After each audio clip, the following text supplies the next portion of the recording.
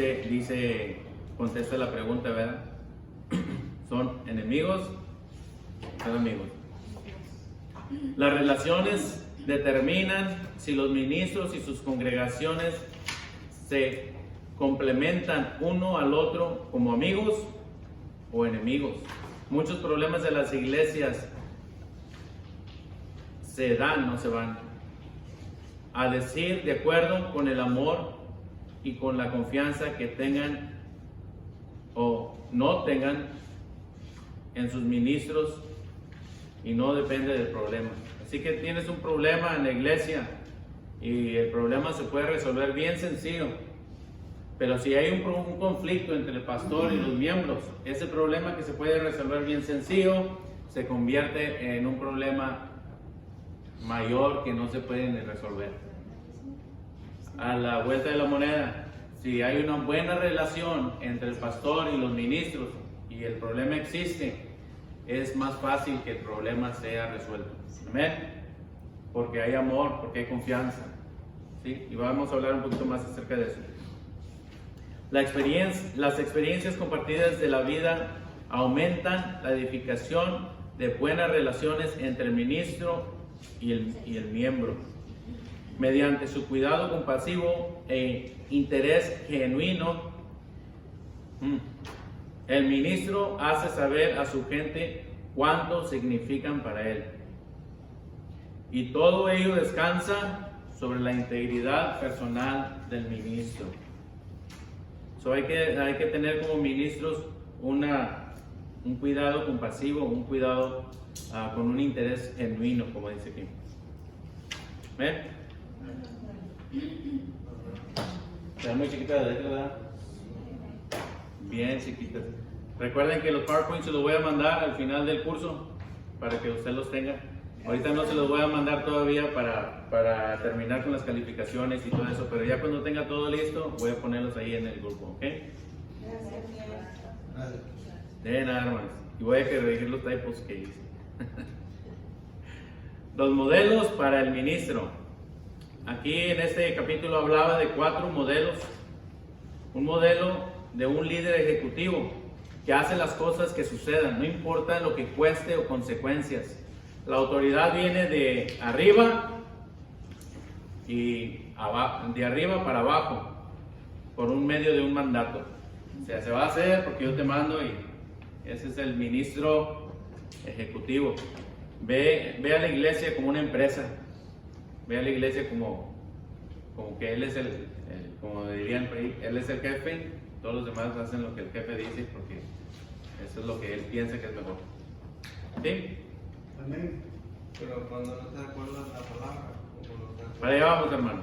Amén. Líder dictador, dan a conocer sus deseos a la iglesia, justificando que es la voluntad de Dios. Casi no hay, hermano. Ese líder deja a un lado la opinión de sus gobernados. O sea, él dice, el Señor dice que es para acá, pero cuando los hermanos en la iglesia dicen, pero hermano, fíjense que esto, hermano, no, Dios dijo que es para acá y para acá vamos a ir. Se acabó. Es un dictador. ¿Verdad? Sí, sí me estoy explicando acerca de estos 4 modelos. Y vamos para allá. Hace las cosas como Él quiere, no como Dios. Vamos para allá, hermano. Es como... El líder asalariado hace lo que se le pide y van a donde se les indica. Ejercen muy poco liderazgo y no dan dirección a su ministerio. El libro también dice un poquito más, es un empleado. Así que si es un empleado, ¿quién es su jefe? La congregación, el board, etcétera, etcétera. Pero él no hace por dar dirección espiritual. ¿Sí? Ahí vamos con el último. El líder siervo. Y esto está, ahí lo puse porque está bien explicado en las páginas 108 y 109. Si quiere ir a su libro a este punto, sí lo vamos a extender un poquito más. Sensibilidad es la palabra que describe mejor el modelo del siervo del ministerio. El ministro que actúa como siervo responde a las necesidades de la gente responde a la dirección de Dios y responde a la guía del Espíritu Santo. Así que mi hermano, analice su vida ministerial. Si es uno de los otros líderes, Dios le está hablando. Pero si es un líder siervo, va en buen camino. Y se tapan la cara de los hermanos. ¿Sí? Amén. Amén. Y si está en el libro, hermano, y si lo comentamos, es que sí los hay. Por eso se tiene que comentar en esta clase, porque sí los hay. Y hay veces que estamos trabajando tanto dentro de la iglesia que no miramos a qué tipo de liderazgo estamos llevando, como nos cegamos a esos puntos, y hay que en vez en cuando, por eso este libro dice, esta clase no solamente es para los nuevos ingresos, los ministros de nuevo ingreso, sino para los ministros que ya están pastoreando, que hacen en el ministerio. Es un recordatorio de que tenemos que checar nuestra vida constantemente de cómo estamos haciendo las cosas. Como le dije ahí en la página 108, 109, lo explica mucho mejor. Si usted lo quiere ir a leer cuando esté en su casa, léalo bien. Habla del ejemplo que es nuestro Señor Jesucristo como líder siervo. Amén. La siguiente es la autoridad de el ministro. Como ven, estaba bien rápido ahí tacleando todo. La autoridad del ministro, el ministerio. La autoridad del pastor se gana, no se confiere. Tiene que ganar esa autoridad. Es como ganar confianza, ganar la autoridad. La autoridad del ministro debe ser usada y no abusada. También eso pasa, hermanos. Eso pasa. Deberes ministeriales. ¿Qué se requiere del ministro en este capítulo? De que si es amigo o enemigo. Bueno, para comenzar, los hermanos autores de este libro dicen que la responsabilidad primaria del ministro es la predicación. Dice que tome la Biblia y con un entendimiento básico acerca de un problema humano ministre a la gente, la que está sentada en las bancas. O sea, su trabajo es ministrar con la palabra, predicación. Amén. La siguiente, enseñanza. El ministerio de la enseñanza de la iglesia siempre ha sido considerado como un elemento esencial en la vida de la iglesia. La credibilidad e integridad de los ministros se demuestran por la forma en que enseñan. Casi siempre una persona da lo que tiene. ¿Sí me explico? Da lo que tiene. Así que un pastor, cuando lo ponen a enseñar, él va a enseñar lo que él tiene. Y ahí demuestra su integridad, ahí demuestra la manera en que se conduce, su conducta, ¿no? Y sin pensarlo, hermanos, sale, ¿verdad? Porque uno no puede dar lo que no tiene. Amén. No se me duerman, hermanos. Díganle que está dormido enseguida, no se duerma. Ya vamos a hacer el examen final. Se goza, digo, 11:40. Ahí vamos. Administración. La expectativa moral principal de cualquier profesión es suficiente autodisciplina para no explorar egoísticamente el poder que se le ha confiado.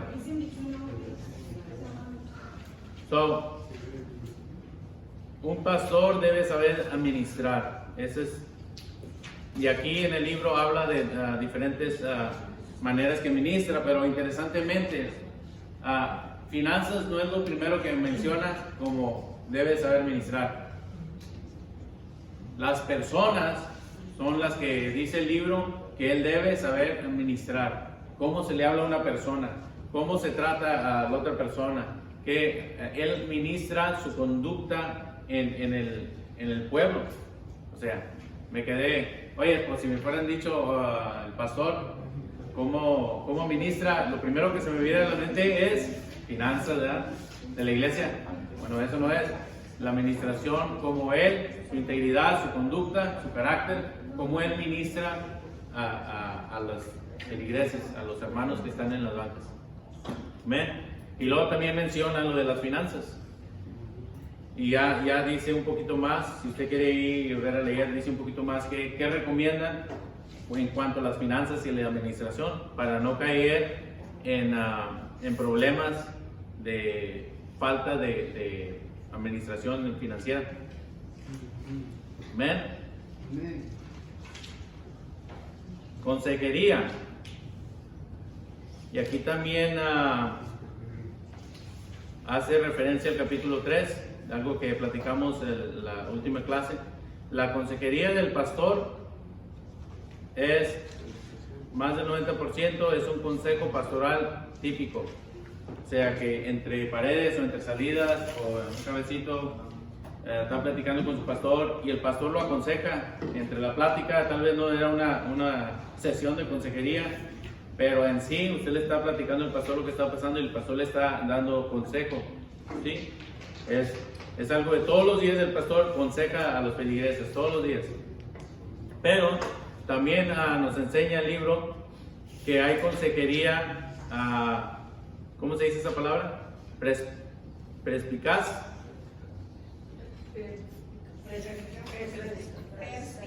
Perspicaz. Y dije, pues, ¿qué es eso, verdad? Esto es cuando se tiene que hacer una cita, porque hay un problema mayor. Se tiene que hacer un espacio, una cita en la oficina, una visitación en la casa, como ya lo vamos a ver, pero que es algo serio, que se tiene que sentar el pastor a dar consejos. No es nada más un consejo de pasillo, como lo dice el libro, sino que es algo serio que se tiene que hablar. Y nos da el consejo el libro de que muchas veces el pastor lo puede hacer y nos dice cómo lo haga. Por ejemplo, si vas a ir a visitar y es una persona del sexo opuesto, que no vaya solo, el pastor siempre lleva a su esposa, porque es tienen que ir a visitar. O puede agarrar otro miembro, un diácono, para que lo reciba cuando vienen a la consejería en la oficina de la iglesia, que siempre haya una segunda persona. Da esos tipos de consejo libro y es muy interesante, hermano, y me fuera gustado ampliar un poquito más, pero se lo voy a dejar de tarea para que usted vaya al libro y vea ese tipo de consejos que tiene este libro, muy interesantes. Al igual lo que ya mencionaba acerca de, bueno, aquí lo dice, la visitación al hogar o con las oficinas. Me puse a pensar en los hospitales, que muchas de las veces los ministros van al hospital y pues comienzan a hablar con el paciente y comienzan a querer dar consejos acerca de medicina.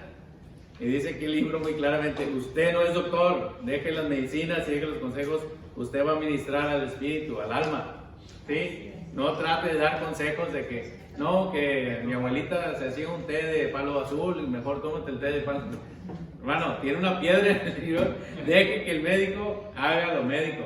¿Sí? No vaya y trate de dar consejos en un hospital. Usted va específicamente a tratar al corazón, al espíritu del hermano, animarlo, a orar por él.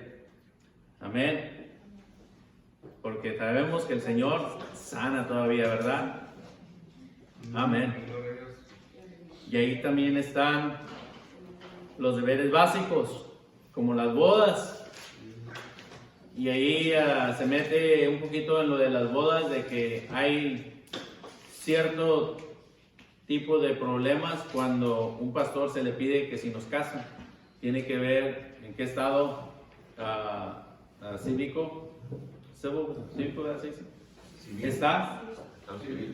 Civil, estado civil está, si era casado anteriormente, qué fue lo que pasó, o últimamente. El problema que ha habido aquí en Estados Unidos es de que, pastor, quiero que me case.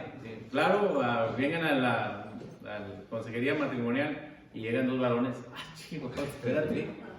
No se puede. Hay problemas en la civilización, hay problemas en estos últimos días acerca de eso, pero es obligación básica de un ministro a participar en esto, en bodas, y él tiene que hacer la decisión correcta.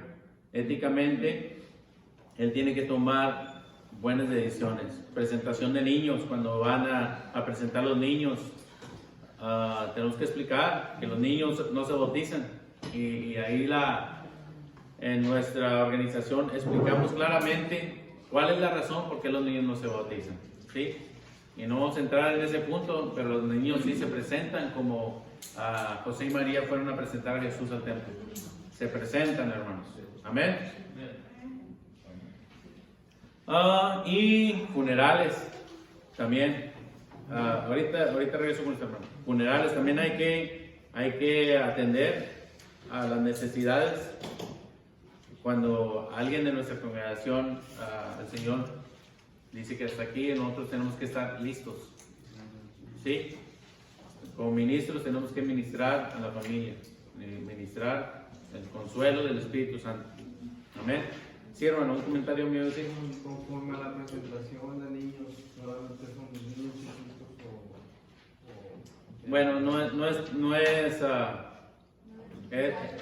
es una conversación para otro día, si son niños chiquitos o niños grandes, pero sí tenemos que estar listos para nosotros presentar.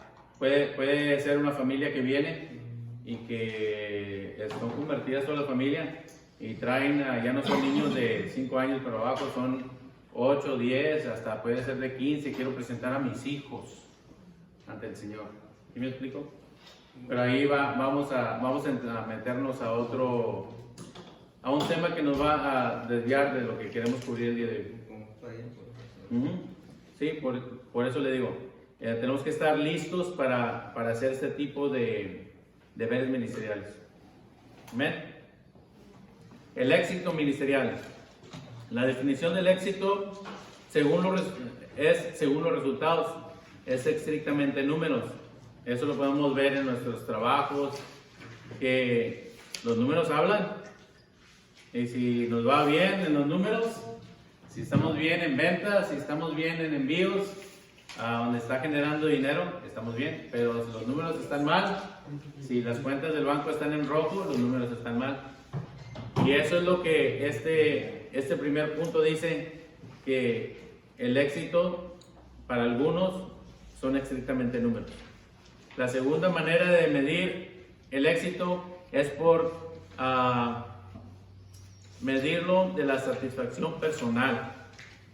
¿Cómo me siento cuando hago tal cosa? ¿Tuve éxito o no tuve éxito? ¿Sí?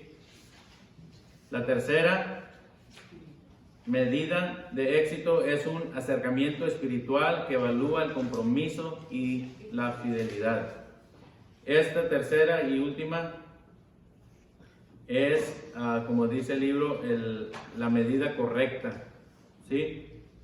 Porque uno, como dice el siguiente punto, el éxito no se mide en resultados, sino en la fidelidad de Dios. Y yo subrayé en el libro, también tenía, Dios es el que da el éxito al final.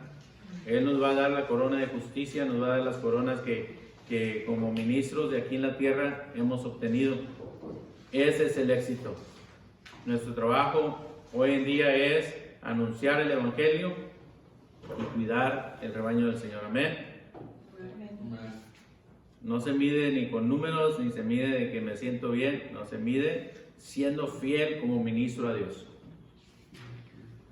Nuestro modelo del éxito nunca puede basarse en el de otros o nuestros propios logros. En nuestro modelo de éxito siempre es Jesucristo. Amén. Capítulo 4 se cerró. Y disculpen, hermanos, que voy rapidito, pero les quiero dar tiempo suficiente para que hagan el examen. Amén. Los colegas del ministro. ¿Cooperación o competencia? ¿Usted qué piensa? Cooperación. right off the bat, con el conocimiento que tenemos, debemos de saber rápidamente que los ministros cooperan entre uno con el otro. Amén. Los líderes de la iglesia local, el fundamento de la relación de confianza.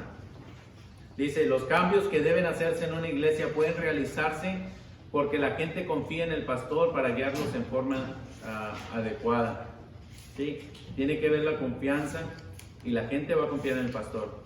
Confían en que el líder es sensible a la dirección del Espíritu Santo, porque lo pueden ver, que es interesado en el bienestar espiritual más que en su reputación ministerial, y que es una persona íntegra y digna de confianza. Así que la congregación ve a su líder y ve el buen trabajo que está haciendo con una vida íntegra, con una vida pegada al Señor, una relación con Dios, y ve su reputación, como Él trata a las demás personas, ellos tienen confianza y saben que si Él dice, vamos para allá, no lo piensan, vamos para allá. Amén. Amén. Amén. Y puse este punto porque creo que es muy válido, donde Noemí y Ruth iban de regreso ¿de dónde eran? De Belén. Pero Ruth no se quiso ir a su tierra. Ruth era la nuera de Noemí. La otra nuera les dijo Noemí a las dos, váyanse a sus casas, váyanse con sus padres, porque yo ya no les puedo dar nada.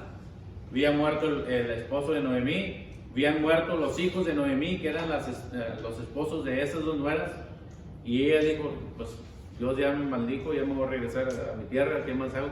Pero ustedes váyanse con sus padres. Y Noemí Ruth dijo, donde quiera que tú vayas, yo iré, tu Dios será mi Dios. ¿Amén? ¿Recuerdan este pasaje?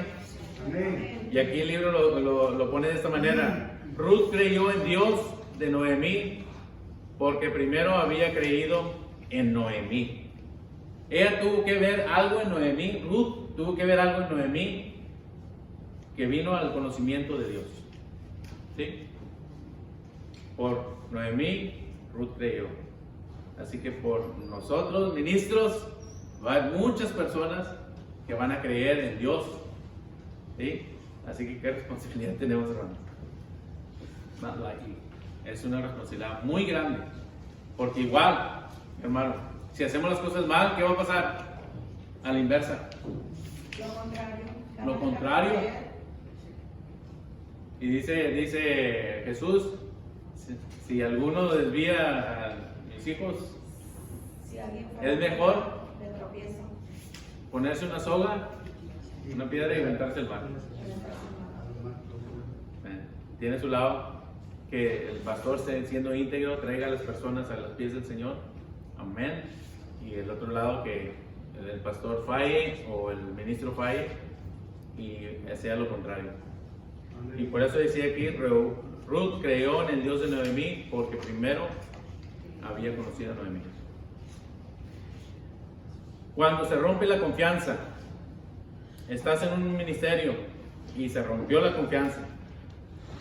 La causa principal era la falta de comunicación entre el ministro y los líderes de iglesia. Más probable, y ahí está el libro de dicho, más probable, la causa principal de una rotura de confianza es la comunicación. Y eso lo podemos ver no solamente en ministerios dentro de la iglesia, sino en las familias, comenzando con el básico, los matrimonios. Cuando hay mala comunicación, es una ruptura que se tiene que enmendar. ¿Sí? La segunda causa principal era la inmoralidad. Así que si un ministro cae en inmoralidad, inmediatamente esa es una falta que rompe la relación entre la iglesia y el ministro. No hay duda en eso, ¿verdad, hermanos? Los llamados. Las personas que sirvieron a Moisés o con Moisés fueron llamadas entre la congregación. Y podemos ver esa historia, nomás la vamos a resumir. La historia de Jetro, el suegro de Moisés. Jetro viene de visita y Moisés tiene ¿cuántos millones de israelitas que salieron? 3 millones. 3, 6, algo así, no recuerdo la cifra. 3 millones. Pero estamos hablando de no de 100, no de 1000, no de 100,000, estamos hablando de millones. Así que Moisés se despierta y se pone a hacer decisiones acerca de los problemas que esta gente le está trayendo. Despierta a las 5 y luego a las 2 de la mañana dice, oye, ya me cansé, tengo que irme a dormir, porque todo el día estuvo viendo personas que venían con sus problemas y él tenía que ser juez de lo que Dios quería al pueblo de Israel. Viene Jetro y dice, oye, tú no puedes hacer esto solo, tienes que buscar quien te ayude. Escoge de la congregación a personas que son capaces, que tú sepas que son íntegros, que son honestos, y ponlos como juez de Israel. ¿Sí? Wow, ahí comienza el título de juez. Amén. Y esa es una respuesta del examen. Juez. Ahí salieron los jueces.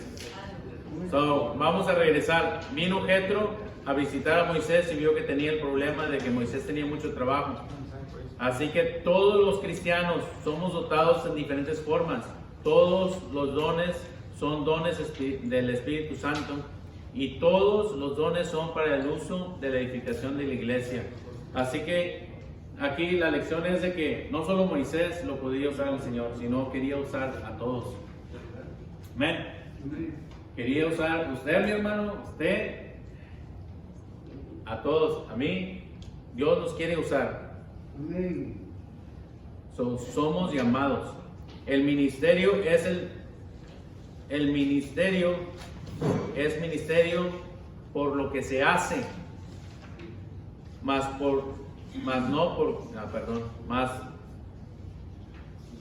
ver, déjame buscar en el libro. ¿Quién lo hace? Ok, más quién por quién lo hace. Thank you, sister. Lo escribí mal. El ministerio es ministerio Por lo que se hace, más que por quien lo hace. así. A ver, dígalo otra vez, hermana. El ministerio es ministerio por lo que se hace, más que por quien lo hace. Entonces está bien escrito, nomás que no lo podía decir bien. O no se entendía bien y no lo decía bien.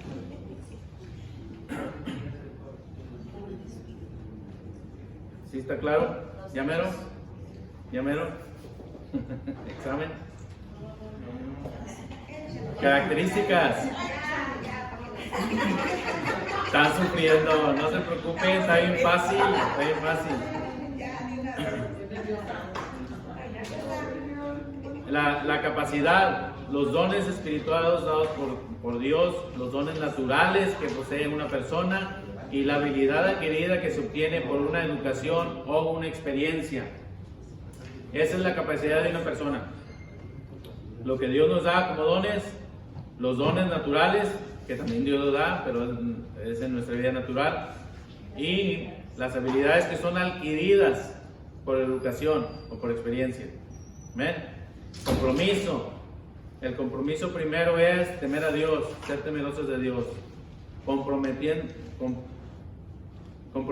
con Cristo, comprometido con la iglesia y con el reino de Dios. La aptitud. Tenemos que ser capaces, tenemos que ser dignos de confianza, competentes para el ministerio. Y el carácter, que aborrezcan las ganancias deshonestas. Y podemos agregarle que aborrezcan el pecado. Punto. Si una persona no aborrece el pecado es que pues, no se ha arrepentido genuinamente. No aborrece el pecado. Tiene que estar dentro de su carácter. Lo que debe impactar a la gente es la forma en que vives, no en tus sermones. ¿Sí? Amén. Amén. Consecuencias y reglas del camino. El ministro como persona podrá resistir, dice Éxodo 18:23, cuando Moisés estaba ministrando a toda esa gente.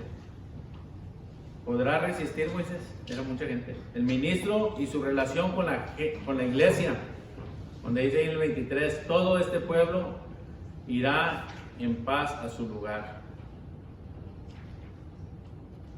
Reglas del camino. Aquí esas reglas son tanto como en aquel tiempo como en este bien relevantes o bien pertinentes para nuestro tiempo. Respetarse el uno al otro como personas y ministros. Darse mutuamente el don de la atención. ¿Sí? Por decirlo de una manera. Reconocer que todas las personas tienen problemas y verlas como oportunidades para el crecimiento y no como una división. Manejar el conflicto con justicia. Conocer unos a otros como personas, conocerse. Y nosotros modelamos las relaciones para el resto de la iglesia. Nosotros como ministros modelamos las relaciones para el resto de la iglesia. Así que si la iglesia puede ver varios ministros con buenas relaciones, las congregaciones de las diferentes iglesias pueden tener buenas relaciones.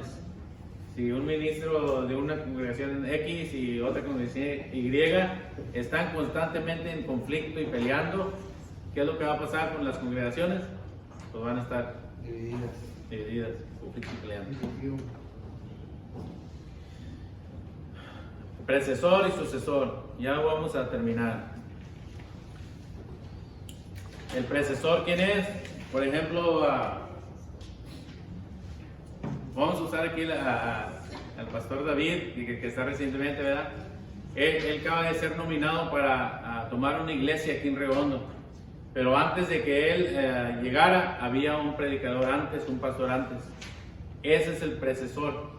Y al predecesor, al predicador antes, se le honra y respeta. Se le honra y respeta. Dice, honra y respete al ministro que le ha precedido. Y también nunca se exalte a sí mismo rebajando a otros. No se ve bien ni actúa éticamente cuando critica o cuestiona el carácter de quienes lo han precedido.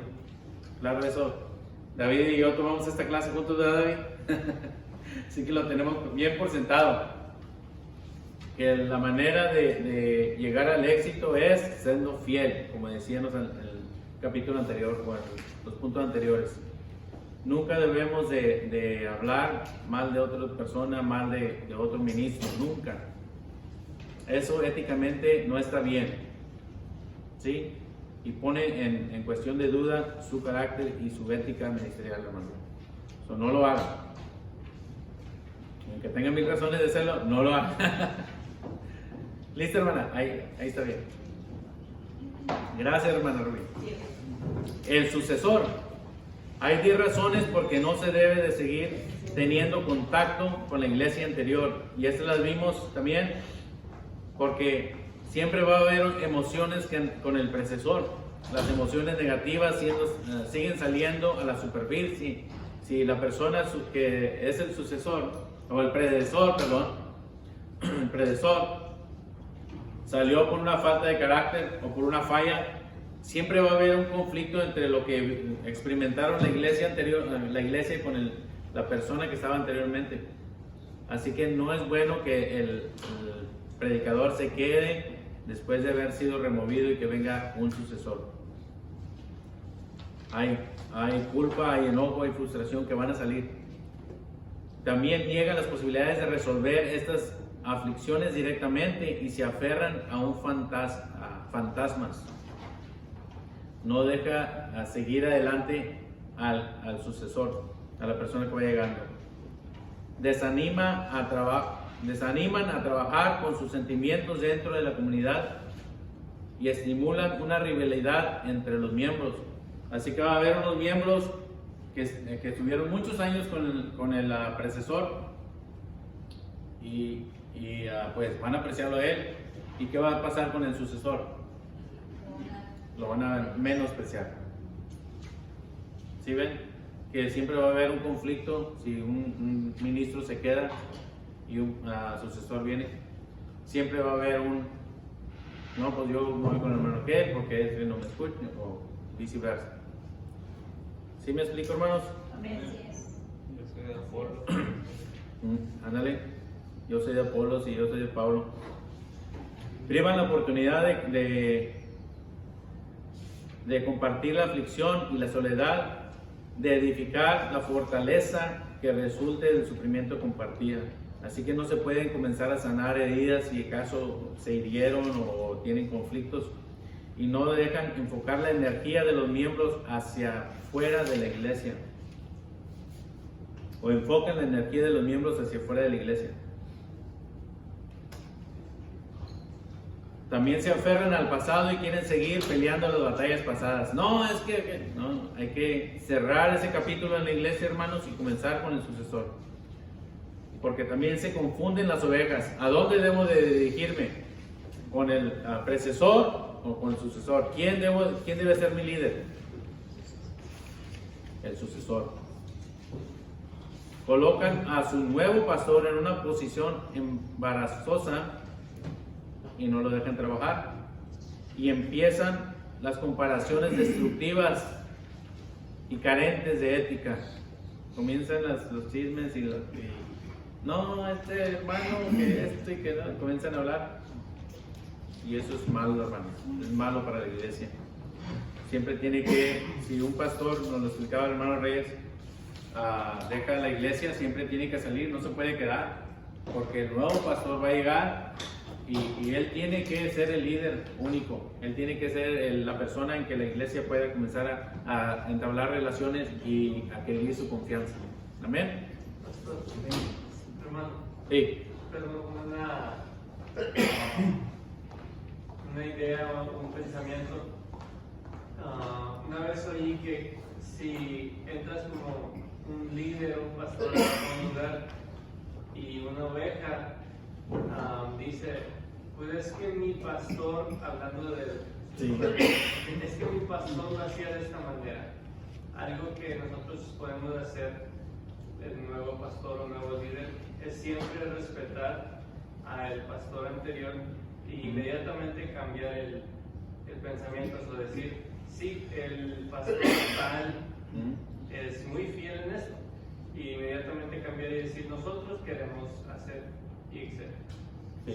Siempre respetar y cambiar. Respetar Es muy importante lo que dice mi hermano, respetar al pastor, hasta si a veces que si nos invitan a predicar o a dar algo, cualquier cosa que nos inviten en otra parte, hay que informarle a nuestro pastor, porque no somos ovejas sin pastor que nos mandamos solas ni nada. Cualquier paso que tengamos que dar es dirigirnos al pastor primero y pedirle su consentimiento. Sí, hermana. Porque estamos bajo de Okay. respetar esa autoridad, esa jerarquía. Bueno, el comentario, el punto del hermano David también es muy bueno, de que, como lo decíamos en la primer punto, es honre y respete al ministro que ha precedido. Eso es básico y fundamental, se honra. Y lo más fácil de recordar acerca del ejemplo de la Biblia es, aunque Saúl cayó de la gracia de Dios por el pecado que hizo, ¿David lo mató? No. Ahí lo tenía. Pero que dijo, Dios me libre tocar al ungido de Jehová. Por eso digo, aunque haya mil razones de criticar o hacer mal, no, déjese de eso, hermano. Eso son mentiras del diablo. Hay que no solamente tomar a la persona que ha caído y dice levantarla, ¿sí? Tomarla, edificarla para que pueda también, es un alma que el Señor quiere restaurar. O si el pastor sale porque se retiró, hay que tomar sus consejos, ¿verdad, David? Como decías, si el pastor lo hacía así, y ahora vamos a continuar haciendo así, pero de esta manera. Hay que tener ese tacto de hablar con la gente y hacerles saber, vamos en buen camino. Amén. Y el último, mantienen al nuevo pastor a la defensiva y se enfoca en destruir al fantasma anterior en lugar de hacer su trabajo pastoral. Si el pastor se queda o el ministro se queda, tiene que estar siempre, como dice el hermano, tratando de apagar ese fantasma y le impide seguir adelante. Capítulo 6. La comunidad del ministro. Esta habla de las posiciones de los llamados, las bases para el involucramiento ético. La iglesia nunca debe convertirse en un manipulador del poder político. El servicio de la comunidad nunca, dice en el libro, nunca debe un ministro descuidar sus deberes pastorales por el servicio de la comunidad. Tampoco debe un ministro unirse a un grupo político solo para agradar a los miembros, de que los miembros quieren que me una al partido político. Y aquí es, el ministro nunca debe de ceder un púlpito en la iglesia a algún candidato político. Aquí está interesante porque sí he visto pastores que sí le dan lugar a candidatos políticos, y en cuestiones de política no nos podemos meter como ministros, pero sí podemos apoyarlos con nuestro, haciendo saber su ¿cómo se le llama? Su agenda. Como hay políticos que son pro vida, hay otros políticos que no son pro vida, son pro aborto. El cristianismo, ¿cuál es el que apoya? Pro vida. Sí. Como ven, ya bien rápido. Capítulo 7, Código Ética Ministerial. Los propósitos de los códigos profesionales son para estudiar los alineamientos aceptados en la unidad con los de la misma profesión. En las asambleas de Dios, ya estudiamos en la clase pasada, ¿los qué? ¿Cuántos eran? Fundamentos, ¿verdades fundamentales? 16. Okay. 16. Esos vienen siendo un tipo de alineamiento de la profesión. Esto es lo que creemos. Pero también, al igual, las asambleas de Dios tienen una lista de cómo ellos están parados en cuestiones de aborto, en cuestiones de matrimonio, etcétera, etcétera. Hay una lista que estudiamos en la clase de asociados, nos la dio el hermano Eric, que está ahí en el internet, en la página de Asambleas de Dios, y dice exactamente qué es lo que creemos. También tenemos una constitución, que es lo que dice aquí, códigos. Son para proteger al profesional de los que son incompetentes. Ouch. Eso me parecía. Proteger al profesional de los que son incompetentes. Si tú lo haces de la manera en que está escrito, no vas a tener ningún problema. Pero hay personas que no son competentes, no entienden y se desvían o te van a sacar del camino. También estos códigos son para sostener y proteger a los miembros individuales, o sea, pensando en la Constitución, o sea, no solamente la de las Asambleas de Dios, sino la Constitución de Estados Unidos, que es básico. La Constitución de los Estados Unidos fue creada con fundamentos cristianos y es para la protección ¿de quién? De los ciudadanos. ¿Sí? Está claramente escrita desde 1700, mi historia, 76, no, 74, por ahí, 76, por ahí va la cosa. Desde hace más de 200 años, hermanos, está escrito este documento que nos está protegiendo hasta el día de hoy. Wow. ¿Sí?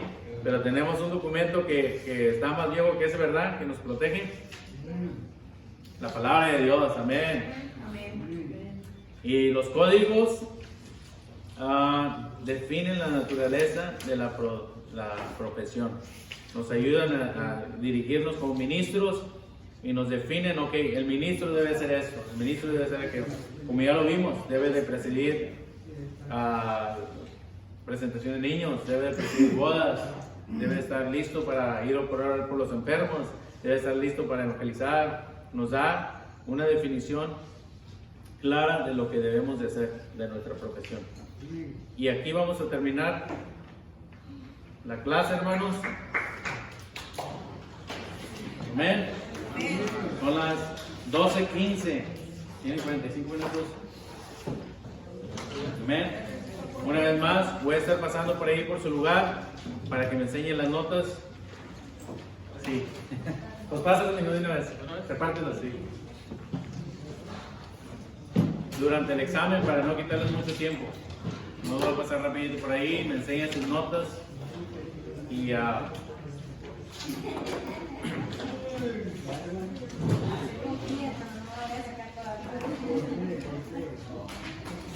amén.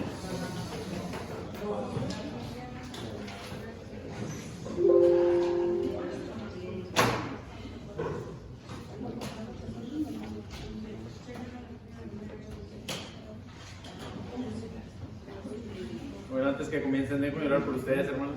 No se crean.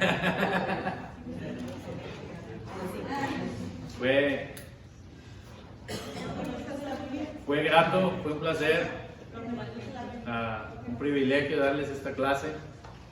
Espero que me haya podido explicar bien en mi saber. Dios les bendiga a todos. Amén. Esperemos que sí. Gloria a Dios. Échenle ganas al examen. Terminando y entregando el examen, puede retirarse. Amén.